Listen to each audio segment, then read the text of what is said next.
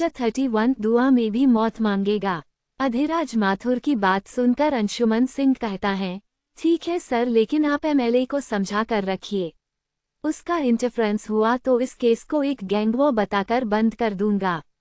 अधिराज माथुर कहता है, खबरदार, जो ऐसा किया सस्पेंड ही नहीं बल्कि इंक्वायरी भी चलेगी तुम्हारे ऊपर उसके बाद। अंशुमन सिंह कहता है, उससे मुझे कोई भी फर्क नहीं पड़ता है, आपके ऊपर यह सब निर्भर करता है। ये कहते हुए अंशुमन सिंह कॉल काट देता है। अधिराज माथुर फोन कटने के बाद चिल्लाते हुए कहता है, किसने इसे पुलिस डिपार्टमेंट में भर्ती किया है? यह मेंटली अनस्टेबल है, इसे इस तर्ज पर बाहर कर देना चाहिए था। अंशुमन अपने सारे खबरियों को इस काम के ऊपर लगा देता है। यही काम आयुष्मान राणा ने भी किया था। इधर एसपी से बात करने के बाद विश्वास सुराना चिल्लाते हुए कहता है, ये सब के सब किसी भी काम के नहीं हैं। विश्वास सुराना किसी को कॉल करता है और सामने वाला फोन उठाते ही कहता है, वसीम अंसारी बोल रहा हूँ। विश्वास सुराना कहता है, मुझे अबुल आज़ाद से बात करनी है। अबुल आज़ाद अंडरवर्ल्ड का बॉस था, उससे ज्यादा ताकतवर वहाँ कोई भी नहीं था। वसीम अंसारी उसका राइट हैंड था और उसके सारे काम को देखता था। अबुल आज़ाद को अंडरवर्ल्ड का बॉस बने ज्यादा वक्त नहीं हुआ था, लेकिन फिर भी उसने अपनी धाक इस तरह से जमाई थी कि कोई भी उसके खिलाफ उठने की हिम्मत नहीं कर पाया था। वसीम अंसारी कहता है, आज़ाद अभी किसी काम में काफी बिजी हैं। आपको उनकी याद क्यों आई आखिर? एमएलए विश्वास सुराना। विश्वास सुराना कहता है, किसी ने मेरे सारे आदमियों को मारकर मेरे भांजे को किडनैप कर लिया है। मैं चाहता हूं कि तुम मेरे भांजे को कहीं से भी ढूंढ निकालो। जितना पैसा मांगोगे उतना दूंगा।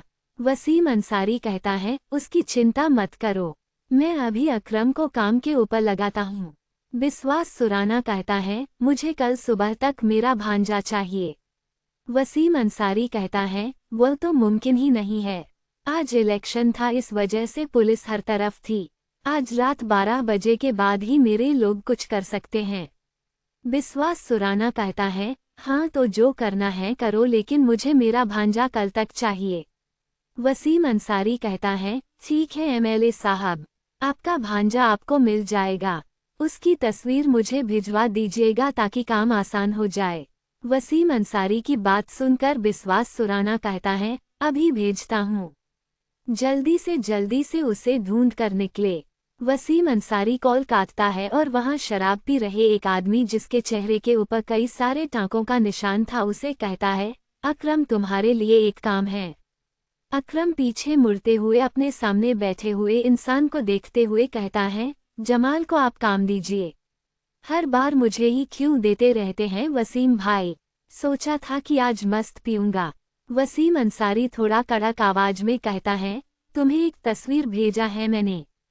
ये लड़का एमएलए विश्वास सुराना का भांजा है, उसे किसी भी कीमत पर ढूंढ कर निकालो। अकरम एक बोतल उठाता है और उसे लेकर जाते हुए कहता है, चिंता मत करो वसीम भाई, इसे एक टुकड़े में ढूंढ कर निकालूंगा मैं।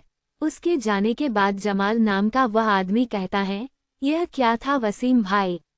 किसके अंदर इतनी हिम्मत आ गई है कि उसने एमएलए के भांजे को किडनैप कर लिया है? वसीम अंसारी कहता है, वह जो कोई भी है जल्द हमारे हाथ में उसका गला होगा। अकरम ये कर लेगा। इधर विश्वास सुराना अपने पीए से कहता है, हमारे लोगों को भी सिद्धू को ढूंढने के लिए भेजो। इसका पीए वहां से जाता है और बाहर मौजूद विश्वास सुराना के आदमियों से कहता है, एमएलए साहब का ऑर्डर है कि सारे लोग जाकर सिद्धू बाबा को ढूंढे। वहां मौजूद ज्यादातर लोग गाड़ी निकालते हैं और वहां से चले जाते हैं। इधर प्रतीक जब टीवी देखता है तो खुद से कहता है, यह क्या बकवास था, किसी ने भी एमएलए विश्वास सुराना के भांजे के गायब होने का कोई खबर ही नहीं आया। इन लोगों ने गैंगवॉर का नाम दे दिया है। पुलिस डिपार्टमेंट झूठे लोगों से भरा हुआ है। प्रतीक के बगल में पॉपकॉर्न खाती हुई राधिका कहती है, तुम्हें क्या लगता है कि पुलिस तुम तक पहुंच पाएगी?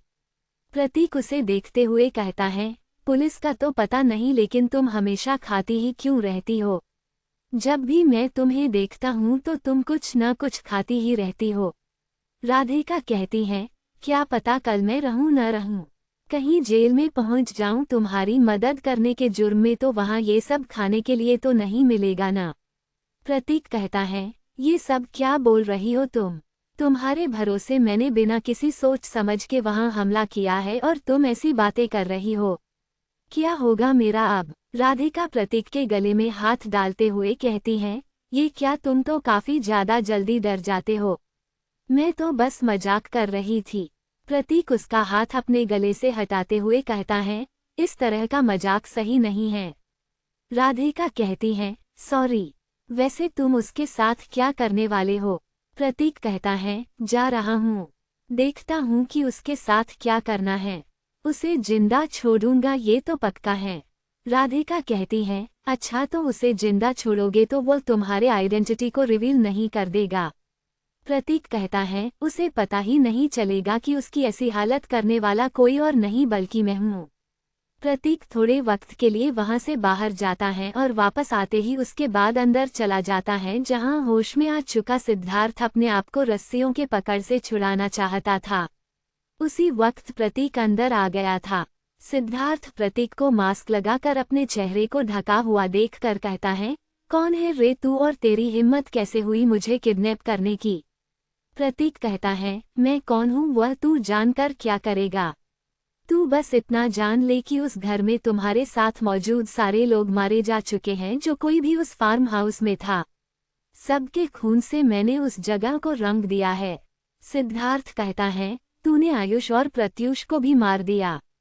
प्रतीक उन्हें नहीं पहचानने का नाटक करते हुए कहता है, अभी ये आयुष और प्रत्यूष कौन है, लेकिन अगर उस वक्त तेरे साथ फार्म हाउस में रहे होंगे तो मारे गए हैं। सिद्धार्थ कहता है, तुझे पता नहीं है कि मेरे मामा? प्रतीक उसके बात को बीच में काटते हुए कहता है, हाँ बिल्कुल पता है मुझे। तेरा मामा एमएलए बिस्वास सुराना है। सिद्धार्थ कहता है, फिर भी तेरी हिम्मत की तूने मुझे किडनैप किया है। तू बहुत ही बुरी मौत मरेगा।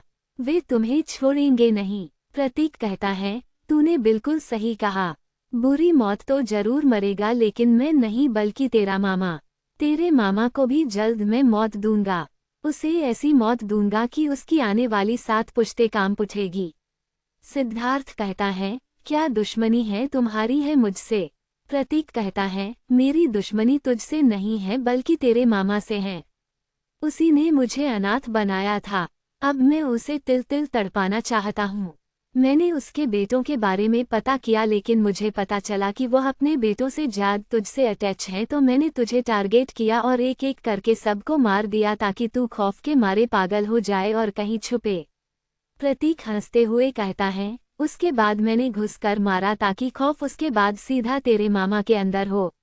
हुआ भी है। लगता है कि बुड्ढा एमएलए पागल हुआ पड़ा है। सिद्धार्थ कहता है, अगर दुश्मनी मामा है तो फिर मुझे क्यों पकड़ रखा है? मुझे जाने दो, उनके साथ जो करना है करो।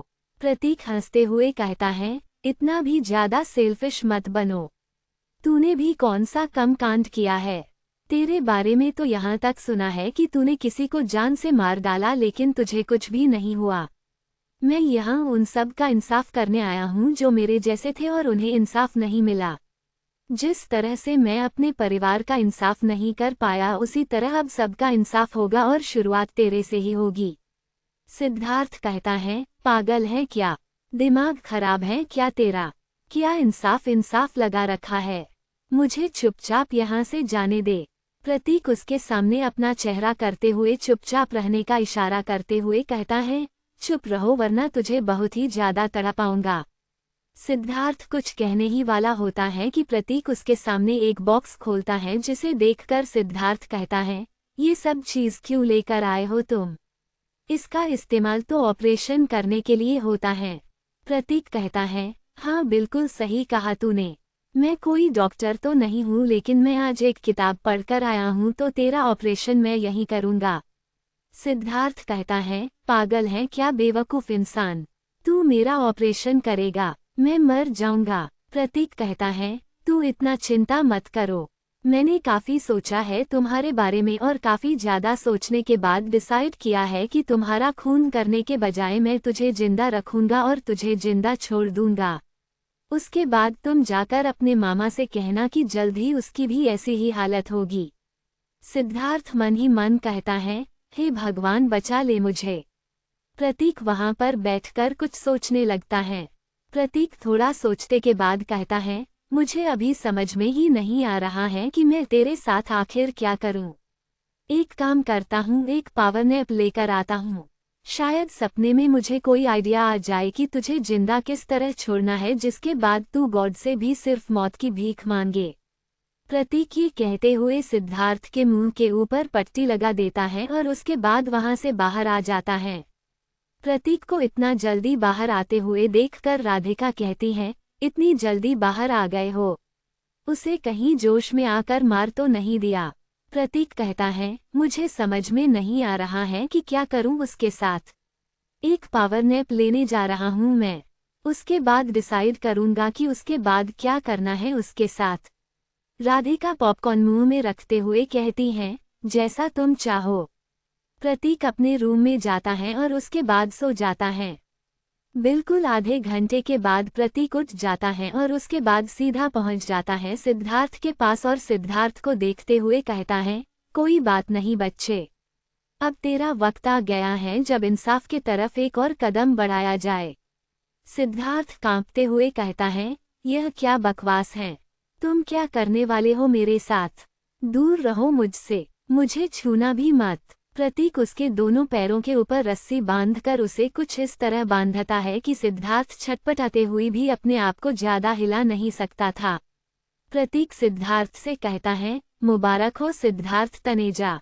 मैंने डिसाइड कर लिया है कि तेरे साथ करना क्या है।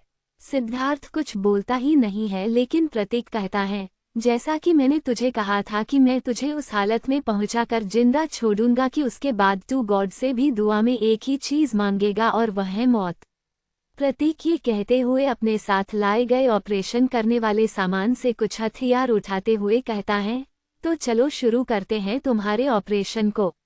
एक्स सिद्धार्थ रोते हुए चिल्लाते हुए कहता है, मुझे कोई भी बीमारी नहीं है। प्लीज तुम्हारे पैर को पकड़ता हूं मैं। मेरे साथ ऐसा कुछ मत करो। To be continued.